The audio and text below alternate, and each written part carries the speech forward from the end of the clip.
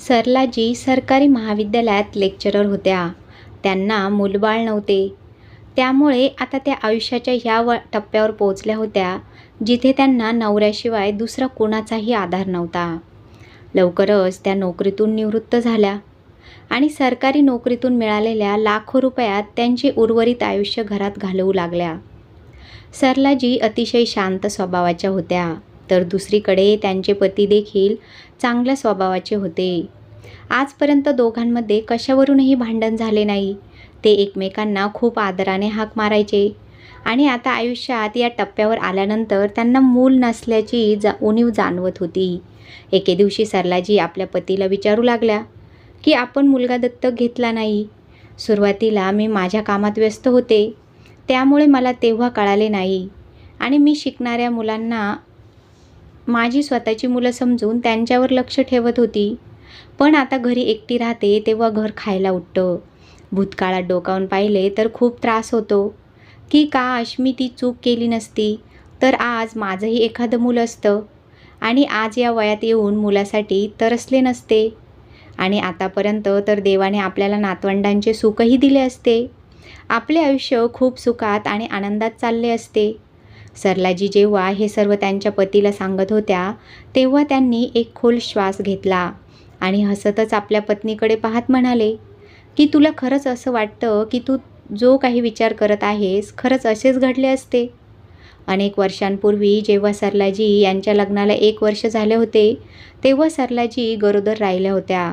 त्यांना बातमी मिळाली की त्या एका मुलाला जन्म देणार आहे. एक दिवस त्यांची तब्येत बिघडली, पण तरीही त्या कॉलेजमध्ये शिकवायला निघून गेल्या. वाटेत त्यांचा अपघात झाला. त्यांच्या पतीने त्यांना सुट्टी घेण्यास सांगितले होते, पण त्यांनी कॉलेजला जाण्यास महत्त्व दिले आणि त्यांच्यासोबत हा अपघात झाला. तिचा जीव तर वाचला होता, पण बाळ हे जग सोडून गेलं होतं आणि काही प्रॉब्लेममुळे त्या आता पुन्हा कधीच आई होऊ शकणार नव्हत्या. त्यांचे पती सरलाजींना म्हणाले, आपल्या भविष्यात काय घडणार आहे ते देवाला चांगलंच ठाऊक आहे.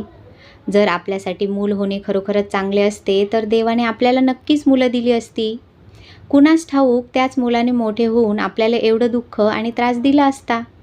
म्हणून कदाचित देवाने आपल्याला मूलच दिले नाही. हे ऐकून सरलाजी गप्प झाल्या होत्या. एके दिवशी त्यांच्या पतीला अर्धांगवायूचा झटका आला. तेव्हा सरलाजी घरी एकट्याच होत्या. मध्यरात्री पतीची ढासळलेली प्रकृती पाहून त्या खूप अस्वस्थ झाल्या होत्या आणि ओरडू लागल्या. रात्रीच्या यावेळी कोणाला फोन करावा हे त्यांना समजत नव्हते. यावेळी कोण तिला मदत करेल हीच ती वेळ होती जेव्हा तिला आपल्या मुलाची कमी भासत होती. थरथरत्या हाताने त्यांनी रुग्णवाहिका बोलावली. रुग्णवाहिका आली आणि त्यांच्या पतीला रुग्णालयात नेले. तोपर्यंत खूप उशीर झाला होता. त्यांचे पती मरण पावले होते. ही बातमी सरलाजी यांच्यावर डोंगरासारखी कोसळली. त्या पूर्णपणे एकट्या पडल्या होत्या. सरलाजी एक स्वावलंबी स्त्री होती, पण या वयात तिचा नवरा तिला असा सोडून गेल्याने तिला खूप मोठा धक्का बसला होता. काही दिवस शेजारी आणि दूरचे नातेवाईक तिच्याकडे येत राहिले. नातेवाईकांनी तर सरलाजी यांनी आमच्या घरी राहायला हवं असंही सांगितलं, पण सरलाजी यांनी स्पष्ट नकार दिला. त्यांच्याकडे स्वतःचे घर होते, त्यांची पेन्शन होती, बँक बॅलन्स देखील होता. हे सर्व त्यांच्यासाठी पुरेसे होते. त्यांनी कुठेही जाण्यास स्पष्ट नकार दिला. त्या म्हणाल्या की मी हळूहळू सर्वजण आपापल्या आयुष्यात व्यस्त झाले. सरलाजी घरात एकट्याच राहिल्या. दिवसभर घरी बसून रिकामे घर अंगावर धावून येत होते. त्यांनी विचार केला की एखाद्या खाजगी शाळेत मुलांना शिकवायला सुरुवात करावी, जेणेकरून मुलांना पाहून त्यांचे मन थोडे हलके होईल. दुसऱ्याच दिवशी एका शाळेत चौकशी केली. सरलाजींची क्षमता पाहून तेथील प्राचार्य म्हणाले की तुम्ही आमच्या प्राथमिक शाळेत नाही तर आमच्या दुसऱ्या शाखेत शिकवा. तुमच्याकडे असलेल्या ज्ञानाची आमच्या मुलांना खूप गरज आहे. सरलाजींना काहीच अपेक्षा नव्हती. ती शाळा इथून काही अंतरावर होती, पण त्यांच्याजवळ स्वतःची गाडी होती. हळूहळू मुलांसोबत राहून त्यांचे मनही रमू लागले. एके दिवशी दुपारची वेळी कडक उन्हात मुलांना शिकवून सरलाजी घरी परतत होत्या. तेव्हा अचानकच त्यांच्या गाडीचा टायर पंक्चर झाला. त्यांनी तात्काळ गाडी जागेवरच थांबवली आणि गाडीच्या खाली उतरून पाहिले तर टायरची संपूर्ण हवा निघालेली होती. आसपास चारही बाजूंनी लांब लांबपर्यंत कोणीही दिसत नव्हते. रस्त्याच्या दोन्ही बाजूंना डोंगराळ भाग होता. उन्हाळ्यात झाडांची पानेही गळून पडली होती, त्यामुळे झाडांची सावलीही नव्हती. इथे तर मदतीला बोलवायला कोणीच नव्हतं. सरलाजी आता टेन्शनमध्ये आल्या होत्या. रस्त्यावरून बऱ्याच गाड्या आणि मोटारसायकल धावत होत्या. सरलाजी यांनी त्यांच्याकडून मदत घेण्याचा विचार केला. त्यांनी स्वतःची गाडी रस्त्याच्या कडेला उभी केली होती आणि हात देऊन लोकांची मदत मागण्याचा प्रयत्न करू लागल्या. पण भरधाव वेगाने जाणाऱ्या गाड्या कुठेच थांबत नव्हत्या.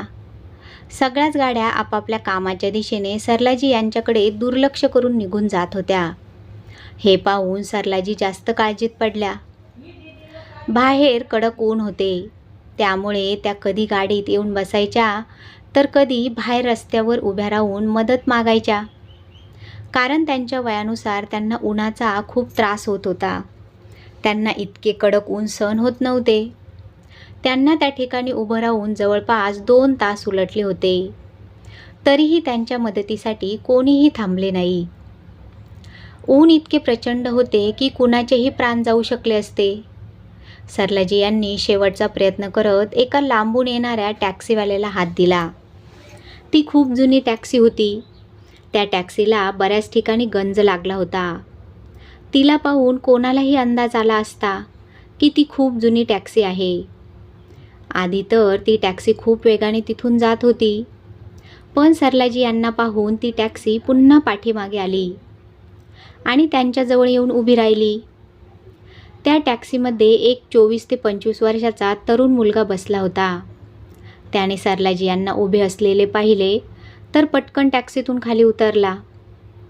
सरलाजी या पूर्ण घामाने भिजल्या होत्या. उन्हामुळे त्यांचा चेहरा पूर्ण लाल लाल झाला होता. उन्हामुळे त्यांची हालत खूप खराब झाली होती.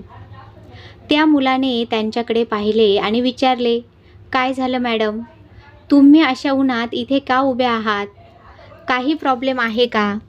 सरलाजी यांनी देवाचे आभार मानले आणि त्या मुलाला सांगितले की "बाळा, माझ्या गाडीचा टायर पंक्चर झाला आहे. माझ्यात इतकी ताकद नाही की मी पंक्चर काढू शकेल. आणि खरंच सांगायचं झाल्यास मी आजपर्यंत हे काम कधीच केलेले नाही आणि याआधी माझ्यासोबत असा प्रॉब्लेम कधी झालेला देखील नाही. नाहीतर मी माझ्या गाडीला वर्कशॉपमध्ये नेले असते. प्लीज तू माझी मदत करू शकतोस का?" त्यांचे म्हणणे ऐकून तो मुलगा हसतच म्हणाला, "मॅडम, तुम्ही अजिबात काळजी करू नका. तुम्ही माझ्या गाडीत बसा, तिथे पाण्याची बाटली देखील आहे. घाबरू नका की ती नवीनच घेतलेली आहे, सील पॅक आहे. तुम्ही बिनधास्त पाणी प्या आणि सावलीत बसा. तोपर्यंत मी गाडीचा टायर चेंज करतो." सरलाजी यांनी त्या मुलाचे म्हणणे ऐकले आणि त्याच्या गाडीत जाऊन बसल्या. तिथे थंड पाण्याची बाटली देखील ठेवलेली होती. ते पाणी पिऊन सरलाजी यांना खूप छान वाटले. पाणी पिऊन त्यांच्या जीवात जीव आला होता. त्यांनी एक नजर त्या मुलावर टाकली तर तो इतक्या कडक उन्हात रस्त्याच्या कडेला त्यांच्या गाडीचा टायर चेंज करत होता. तिथे बरीच लोकं होती, पण कोणीही त्यांच्या मदतीला धावून आला नाही. फक्त हाच होता जो त्यांच्यासाठी थांबला होता आणि त्यांचा प्रॉब्लेम समजू शकला होता. काही विचार करून सरलाजी यांनी त्यांची पर्स चेक केली आणि त्यातील काही पैसे काढले आणि त्याचे राहणीमान खूप गरीब घरातले वाटत होते. म्हणून सरलाजी यांनी त्याला 5,000 रुपये बक्षीस स्वरूपात देण्याचा निर्णय घेतला. जसा तो मुलगा गाडीचा टायर चेंज करून आला, सरलाजी त्याच्या गाडीतून खाली उतरल्या. मुलगा म्हणाला की "मॅडम, तुमच्या गाडीचा टायर चेंज झालेला आहे. आता तुम्ही बिनधास्त तुम्हाला जिथे जायचं असेल तिथे जाऊ शकतात." हे ऐकून सरलाजी यांनी त्याचे मनापासून आभार मानले आणि पर्समधून 5,000 रुपये काढून त्याच्याकडे सरकावले. ते पैसे पाहून तो मुलगा क्षणभर हैराण झाला आणि त्यांना विचारू लागला की "हे पैसे कशासाठी?" त्यावर सरलाजी म्हणाल्या की "इथे बरीच लोक येत जात होती, पण एक तूच होतास ज्याने माझा प्रॉब्लेम समजून घेतला आणि माझी मदत केली. त्यामुळे ही माझ्याकडून तुझ्यासाठी एक छोटंसं बक्षीस आहे." तो मुलगा हसतच म्हणाला की "नाही, तुम्ही माझ्याबद्दल असा विचार केला तेच माझ्यासाठी पुरेसं आहे. मी तुमचे हे पैसे नाही घेऊ शकत, खरं तर माझ्या जीवनाचा उद्देश आहे की मला फक्त लोकांची मदत करायची आहे आणि तेही मनात कोणतेही लालच न ठेवता अगदी निस्वार्थ भावनेने. आणि माझा विश्वास ठेवा की तुम्ही त्या पहिल्या व्यक्ती नाही ज्यांची मी मदत केली आहे आणि त्यांनीही मला असेच पैसे देण्याचा प्रयत्न केला होता. पण मी कुणाकडूनही कामाचा मोबदला घेतला नाही, कारण मला याचा मोबदला देवाकडून घ्यायचा आहे. आजपर्यंत इतके चांगले संस्कार असलेला व्यक्ती कधीच पाहिलेला नव्हता. त्या दीर्घ श्वास घेत विचार करू लागल्या की नक्कीच या मुलाचे संगोपन करणारी आई खूप मोठ्या मनाची असेल. सरलाजी यांनी मनोमन त्याला खूप आशीर्वाद दिला आणि गाडीत बसून त्यांच्या घरी निघून गेल्या. त्या घरी येऊन त्यांच्या खोलीत त्यांच्या बेडवर आराम करण्यासाठी पडल्याच होत्या, पण सारखं त्यांच्या कानात त्या मुलाचे शब्द ऐकू येत होते की मला लोकांची अगदी निस्वार्थ भावनेने मदत करायची आहे आणि त्याकरता मी कुणाकडून कोणताही मोबदला घेत नाही, कारण मला माझ्या देवाकडून याचा मोबदला घ्यायचा आहे. हे ऐकून सरलाजी यांच्या चेहऱ्यावर नकळत हसू उमटले आणि त्यांनीही अशीच लोकांची मदत करण्याचे ठरवले. दुसऱ्या दिवशी जेव्हा त्या शाळेत शिकवत होत्या तेव्हा अचानक स्टाफरूममधून जोरजोरात कुणाचा तरी आवाज येत होता.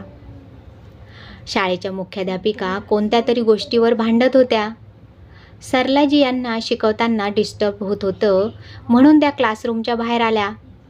जेव्हा त्यांनी स्टाफरूमकडे पाहिले तर शाळेच्या मुख्याध्यापिका त्यांच्यासमोर उभ्या असलेल्या मुलीवर रागावत होत्या. सरलाजी चालत चालत त्यांच्याजवळ गेल्या आणि विचारले, काय झालं मॅडम? मॅडमने सांगितले की आता आम्हाला कोणत्याही वर्करची गरज नाही. आमच्या शाळेत आधीच खूप वर्कर्स आहेत. तरीही ती म्हणते की मला कामाची गरज आहे, प्लीज मला काम द्या. आता तुम्हीच सांगा, मी या मुलीला कोणत्या भाषेत समजावून सांगू की आम्हाला आणखीन वर्करची गरज नाही आणि तरीही तिला काम करायचं असेल तर त्यांनी येऊन फ्रीमध्ये काम करावं, पण आमच्याकडून कोणतीही अपेक्षा ठेवू नये. तर ती शर्मेने मान खाली घालून रडत होती. मुख्याध्यापिकांचे बोलणे ऐकून सरलाजी यांना त्या मुलीकडे पाहिले. त्या मुलीचे वय 20 ते 21च्या आसपास होते. रंग सावळा होता, पण दिसायला अतिशय सुंदर होती. सरलाजी यांची नजर तिच्या पोटाकडे गेली, जे थोडे बाहेर आले होते. तिने ते मोठ्या ओढणीने झाकूनही घेतले जाणवत होते की ती 6 ते 7 महिन्यांची गरोदर असेल. सरलाजींनी तिला निरखून पाहत होत्या. जेव्हा शाळेच्या मुख्याध्यापिका त्यांना सांगू लागल्या की आता तुम्हीच सांगा, बघा ही मुलगी गरोदरसुद्धा आहे. जर काही कमी जास्त झालं तर कोण जबाबदार राहणार? कारण नसताना आपल्या शाळेचे नाव खराब होईल. पण ही मुलगी काही ऐकून घ्यायला तयार नाही. मुख्याध्यापक मॅडम अजून काही बोलणार इतक्यात ती मुलगी त्यांच्यासमोर दोन्ही हात जोडून म्हणाली की प्लीज मला माफ करा, मी तुमची आभारी आहे. मी दुसरीकडे नोकरी शोधून घेईल. असे म्हणत ती मुलगी तिच्या डोळ्यातील अश्रू पुसवून तिथून निघून जाऊ लागली. पण सरलाजी यांना अचानक तो मुलगा आठवू लागला, जो कोणताही स्वार्थ मनात न ठेवता त्यांची मदत करण्यासाठी थांबला होता. त्याने त्यांची मदत केली होती म्हणून सरलाजी यांनी विचार केला की त्यासुद्धा या मुलीला असंच जाऊ देणार नाही, तर त्यासुद्धा तिची मदत करतील. ती मुलगी शाळेच्या बाहेर निघून गेली होती. सरलाजी देखील पटकन तिच्या मागोमाग गेल्या आणि तिला त्यांनी थांबवले. ती मुलगी देखील थांबली. तिच्या डोळ्यातून अश्रू वाहत होते. तिने विचारले, काय झालं मॅडम? सरलाजी यांनी लगेचच त्यांच्या पर्समधून एक कार्ड काढून त्या मुलीला दिले आणि म्हणाल्या की यात माझ्या घरचा पत्ता आहे.